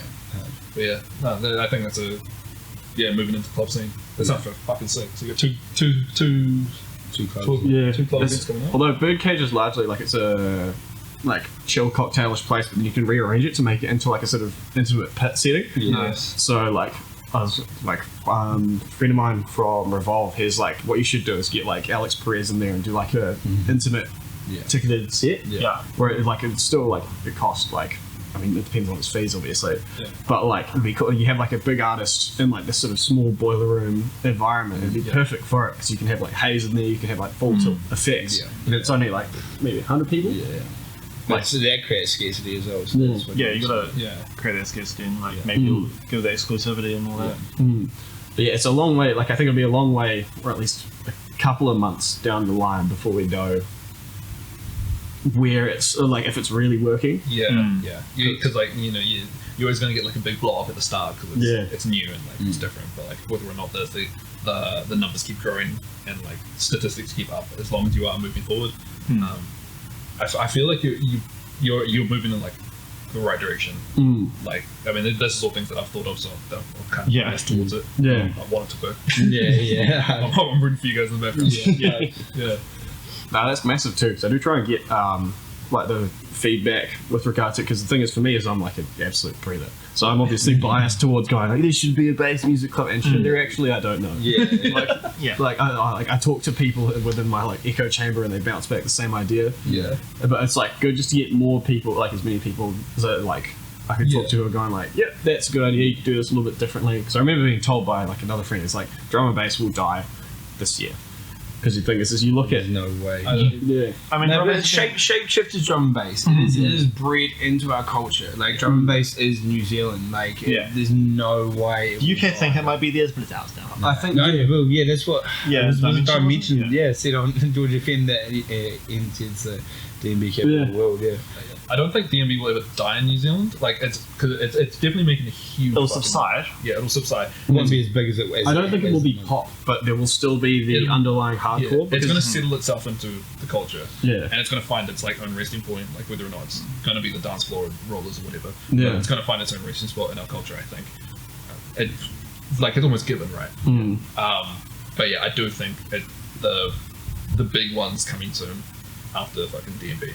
I just don't know what the fuck's coming next. Yeah. Well, that's like the thing. Like we talk about this all the time. That we really want it to like DMB to like stay there, but something else to come up and be just as big as DMB, and then like just more scenes just like put up so we actually have a fully well-rounded dance culture scene. It is stupidly hard on drum and bass at the moment. Yeah.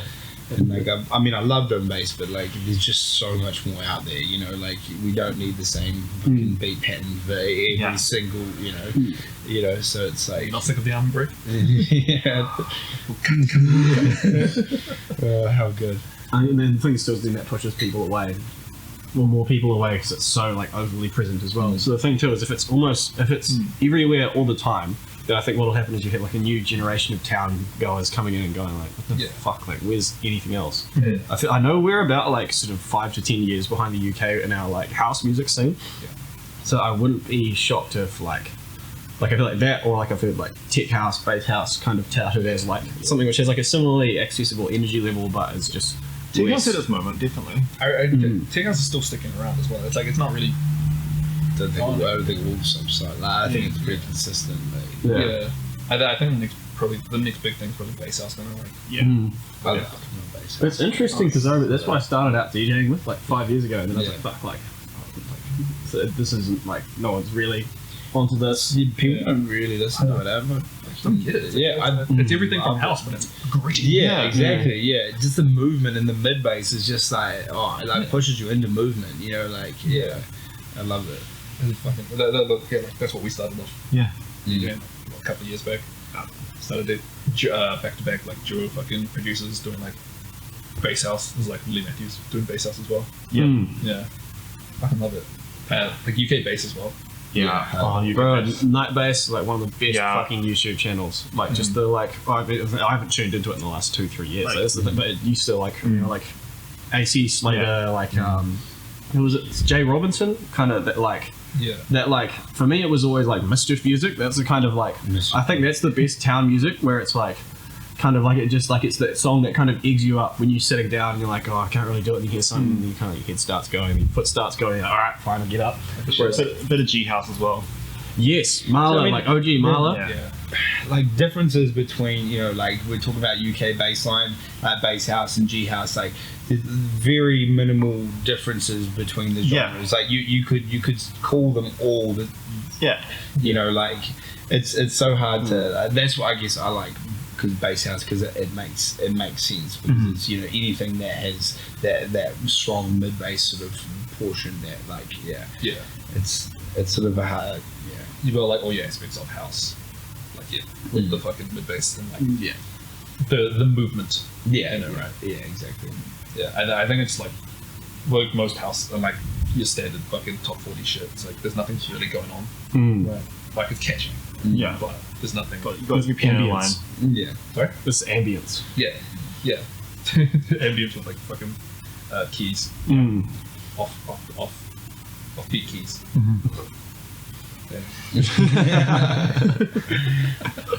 That action, I feel like, just sums up all of house music.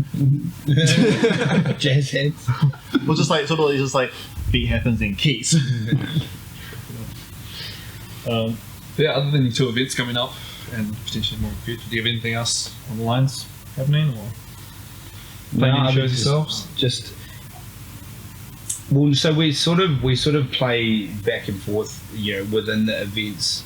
You know, we're usually the openers and stuff, but we've always sort of tried to promote other artists rather than put ourselves as headliners. Like, you know, we still get like a spotlight, you know, and we still get.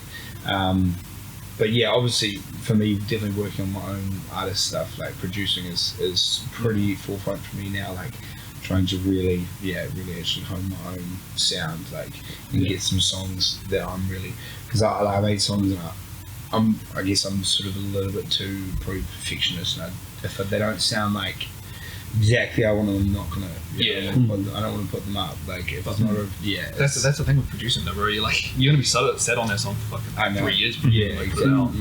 Exactly. So it's a hard one. It's just getting that production quality up to like where I'm happy, and then But no, I definitely this year I want to release this, you know, at least 5 or 6 songs. So that's my goal.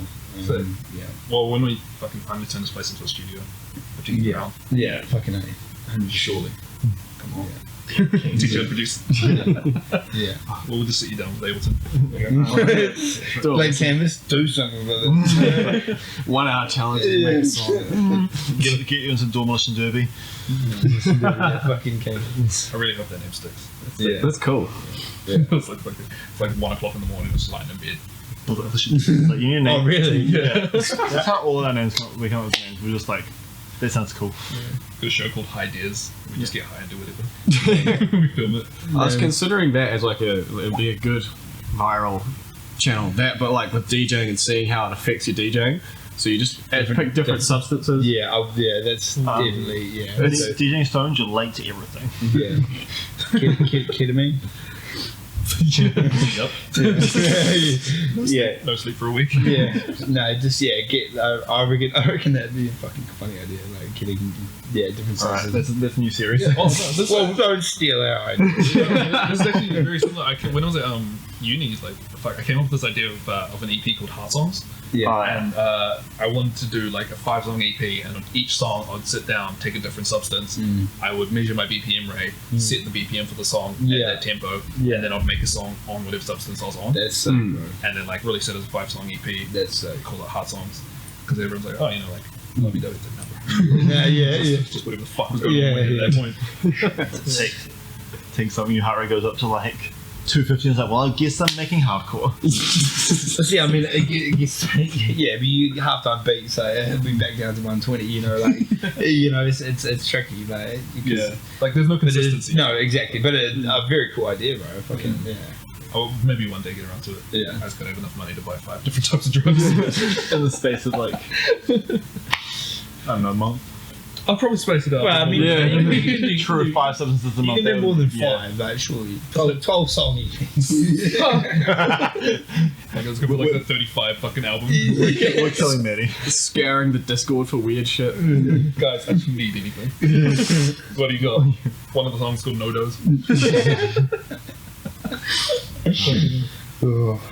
One day. I'm gonna get around to it one day. It's been sitting in my head for like 3 years now. Yeah, but it's just gotta get started on it. Yeah. Where'd that come from? You're talking about doing sets. Shit, yeah. Sets on Yeah. substances. Yes. Sets on substances. I mean, to be fair, I've been doing that. It's like, what's new? Yeah, but this time you can promote it. It must be. What if we do it but sober? Like we've never done it before. Oh man, I don't know if that's gonna work out. Oh, fuck that. I don't know about that. Yeah, you just turn it around, use it as a marketing strategy. It's like, I am sober, suffering through this. Christian dubstep night. Well, they still drink wine. It's like, church based? No. Based in church. There we go. Fucking hell. I was about to say we can write this down, but it's a podcast. Don't worry, guys. It's all recorded. The card's full. Cards full. Well, video portion's done. Now it's just audio. But yeah, alright. I guess that's a pretty good place to end this on. So yeah, wrapping up. You got 2 clubs you're going with. You got 2 events coming up. So, Love Not Lost on Ellen Street and Birdcage on Dixon. Yes. Yeah, Hey. right next to Soul Shack. Yeah, bro. I've always walked past Oh, that. Soul Shack. Yeah. I miss Soul Shack. Oh, that's another good one. Get absolutely awful chili and then try DJ. Just like, well, just sitting there in discomfort. I thought you were talking about the ticklebacks from Birdcage. Oh. No, but yeah. I think you just mean like get really cold. Just bring the AC. Just live in a Wellington flat. DJ. No. I'll do you one better. Dunedin flat. Yeah. Yes. Yeah. You gotta go. I don't know. I've never been to Dunedin, so I assume it's cold that way. That's very cold. Yeah. It's just I mean, it's paired with the flats all being pretty substandard. On the main streets like that you would live on, you know, like the party streets like Castle and Hyde and They're all built up like balsa wood and shit. Yeah. Pretty much, yeah. The price you have to pay for having like AC-13 swing by an week and punch a hole through your wall. Yeah. Did you grow up in Dunedin or like? No, I grew up in the Waiapa yeah. and studied in there. Yeah, I grew up there and moved up here. Yeah, true. I never was part of the student culture. Like, look back and like, especially on like the DMB New Zealand page and like see all the over weekends. I'm like, why did I leave? It is crazy how much like we used to just put our speakers out the front of Hyde Street. Like we had Shake 99s, which were fucking like you could hear it either end of Hyde Street, but you just put them out the front and it literally you'd have literally 1,000 people there. Fucking, it's Do that just in Wellington. because everyone knows it's a street to go. Everyone knows it's a street to go to party, you know. So people just sort of walk their way on the way to town if they're going to town, you know. So it's sort of just and you know you start to know people on the street, so it just sort of fills up, you know. That's like It is Mind next, blowing. it is next level. Like, you don't even need to plan it; you just do it. Well, the thing is like it couldn't exist anywhere else for the fact that you need an entire suburb to be sort of on board with it. Well, I mean, yeah, all of the Can you just tell flats. Newtown to get with it? Catch up. Eh? Newtown Festival will continue for the foreseeable future.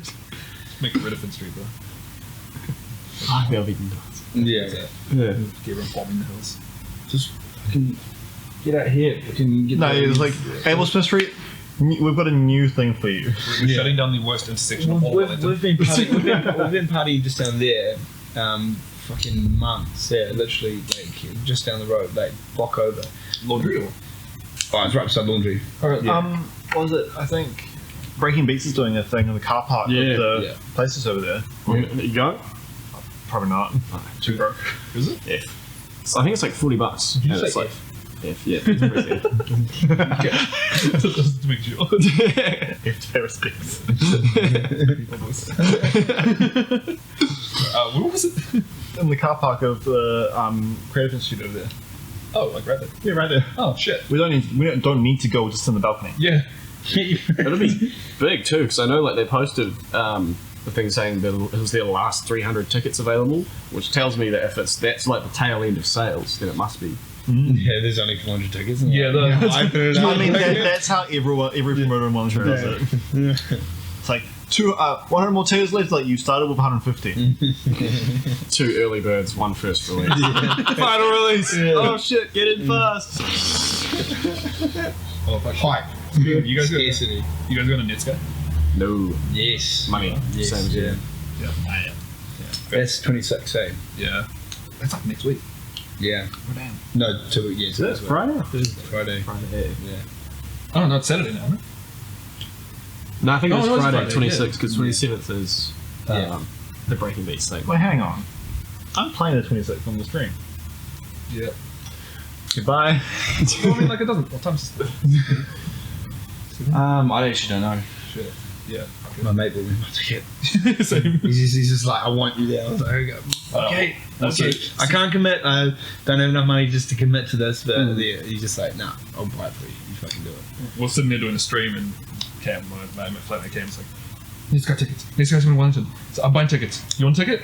And I was like, "Oh, I can really afford it." And he's like, "I'm buying your ticket." I was like, okay. Yeah. And we got pretty drunk, and then I woke up the next day. I was like, "Am I going to this guy? Yeah. Man. Is that a thing? It is a thing." Yeah. I pretty hope that they moved. Hopefully, hopefully they do the full glass house set. Like, surely they will. Like, surely, like, it'd be rude not to. Yeah, I'm sick of like fucking average big gigs here as well. Like, I'd really just want a couple to go really well. I want NDC to just pop off. I want that to just be main. Because I feel like if there's so many international artists who look at Wellington, they're kind of like, it'll be on a Wednesday at a weird venue. Like, easy, like Fox Club, it'll be fucking sweaty and hot. Like, Yeah, I remember talking to Auckland promoters, and they're just like, they don't even look at Wellington. yeah. Because it's all the venues are super expensive or pretty average. And there's like, it's really hard to guarantee a turnout. Yeah, the demand. I messaged Audiology on Facebook. I was like, "Why do you guys not come here?" And they're like, they said that initially the hype is there, and they think it will be, but it just does not translate into ticket sales. Yeah, when they actually bring the artists there, it does not translate. Yeah. But I mean, I think the lockdown has done better for, because people didn't really go away for the festivals on New Year's and stuff, and now and then sort of they brought the acts here, and everyone's gone hype for it. So like it actually has been doing. I think we just need to create a strong local scene, and then other people will be like, oh yeah, sure. Yeah. That's why I really like the idea of making a like proper fucking club for it, because the thing is like, and that's what I've seen in Back Bar in Hamilton, is they designed this entire place for dubstep. It was a venue built around the genre. Huh? Does it still play dubstep? Yeah, 100% it would. Like, it's dubstep and DMX, just but it's a bass music venue. Really want to go away. Like Disciple went there as well. Yeah, I know, bro. I was losing it when The acts that have same. there have been nuts. So I'm just here like, this is fine. I'm fine. No. Like when I saw that, I was just like, I gotta go. And it doesn't take, like, the thing is, it doesn't take a hell of a lot. All you need is like just enough space and like fucking enough of a rig, and just willing people to back it. And it's kind of like we're lucky to sort of have those stars align. Yeah. And now I just need my credit card application to go through. Now I got money. Now I'm getting a Netsky. 300 tickets left. Ooh. 300, 400. Yeah, fuck. That's about it. Yeah. Anything else? What's your favorite color? Blue. Yeah, It's always been blue. Yeah. Hi, mine. Favorite number 4. Those 4. Yeah. That's it. Ping's done. And finally, what's your favorite meme format? Your favorite meme format? Well, he's. I don't have a favorite move. Just like the less like context, the better. So, like, No, that's definitely yours. the goal is I like, look at it and I just do not understand it. Like, I have no fucking clue. Like, But it's funny though. well, it's just funny because I don't understand it, because it's just so ridiculous. it's just that- meta. It's like Yeah, many it's so- fucking layers. Yeah. You have to, like, But do you- like 4 years on Reddit to get it. Yeah, well, yeah, exactly. There's no way I'm going to be able to catch up. Like, Fucking hell. You've invested in production. I've got this. He's got a full like terabyte file folder full of memes. Oh, my camera roll's a problem. when you lose a phone, it's like, I mean, yeah, there's some good photos on there, but like, fuck, the stash that I lost. I just scroll through. It's like, where's the photos of me and my friends? Yeah, I got memes. That's all looking for, isn't it? Memes are life, guys. Camera phone going. Yeah. No, I don't Looks at camera. Oh. Support me. Yeah. Anyway. Actually, on that note, quickly, sorry. I know, you know the page The Boys Are What? Yeah. Like, they came down for a DJ set. Yeah. Like, that's the thing, it's like, you can combine those two quite Yeah. well. So I'll just run your page and just confuse people. And you make music. I mean, it's a marketing strategy. Yeah. I regret not making a meme page in hindsight, because that would have, I had one drafted up. Yeah, well, I mean, your instant. Yeah, cool beans. And it was just this photo of this, I'll show you the photo of the Yeah, you- find it. Cool beans. Just beans in different places. Well, I mean, It was pre that, so that was the thing. Like I remember seeing that when that first came out. I was like, this would be That? the thing of beans in unexpected places. Yeah. And like spaghetti and shit. Yeah, you know, like a understand snorkel. There'd be like a guy with like a snorkel goggles, and he'd have like beans all through there. Sorry, that was a thing? I just thought that was Have you not? Oh my god, that's like a whole thing. Yes, I guess I missed that. Reaches into pocket and pulls out like a handful of spaghetti. that's what the whole podcast been leading up to, eh? And here it is, I empty my shoe. This entire Show your time, Go to the camera, cut out, eh? kick off my fake leg, just Yeah. fucking. I think the page has since been deactivated, unfortunately. Sad reactions. Yeah. That is a sad reaction. Well, beans. Look it up. You just try to plug your meme page. It's like you thought you were coming here for your production company, but no. But yeah, no, I reckon we can finish this off now. Yeah. Do you guys want to plug your anything? Yeah, full-time centers in Peng Productions. Yeah. At Peng Productions. Yeah, at Peng Productions and at full-time centers. The links yeah. will. I was about to point at the camera, but links will be below. Yeah, It's yeah. in the insertion or like in a Yeah. notes on Spotify. Yeah. Fuck knows. Chuck my fresh artist Instagram page on there. Ah, Yeah. Go on. Yeah. Frisian. Yeah. What's your artist name? Frisian. Frisian. It's actually Frijon, but I'm not French. So. can't pull it off. Yeah. It's Yeah, French nah, for erectile dysfunction. It's it's goosebumps. Yeah. I like the other one better. I'm gonna cut out that. Dude. All right. Before this goes off the rails anymore, Anyway, my name's Maddie, also known as XCV. my name is Alex. I was known as L-x-tricity. I'm Connor, known as Connor. Known as Frisian. Hey. Oh yeah. Alright. Thanks for watching. Bye or listening. Yeah. Hey, Alex. Yes. Welcome to the credits. This is the end of the podcast. This is the parts that's playing afterwards, with the end credits. Oh, Thanks for watching. thank you. Yeah, welcome. Okay, bye. Okay, bye.